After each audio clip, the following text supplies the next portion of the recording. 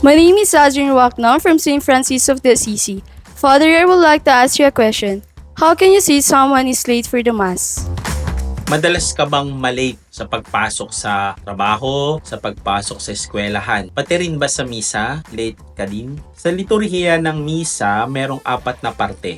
Introductory rite, liturgy of the word, liturgy of the Eucharist, at concluding rite. Sa liturgy or introductory rite, ito ay binubuo ng unang-una ay ng entrance procession, kung saan yung pari kasamang mga lingkod na tutungo sa altar at magbibigay galang. Ito ay sasabayan ng pag-awit ng mga nagsisimba. Sumunod ay yung greeting na kung saan babatiin ng pari yung mga nagsisimba at sama-sama silang magtatanda ng krus. Sumunod doon ay yung pagsisisi o penitential act. Pagkatapos naman nun ay yung pag-awit ng Gloria na kung saan ito ay ginagawa natin o inaawit natin madalas kapag linggo o kaya naman may mataas na selebrasyon. At huli ay yung collect o yung pambungad na panalangin. Yan, malalaman mo kung saan ka madalas umaabot o dumarating sa parte ng misa. Kaya nga, kung magsisimba ka o anumang bagay sa buhay, at least 15 minutes nandun ka na para maihanda mo ang iyong sarili. Tatandaan mo, sa misa, hindi lang kapwa natin ang ating katatagpuin,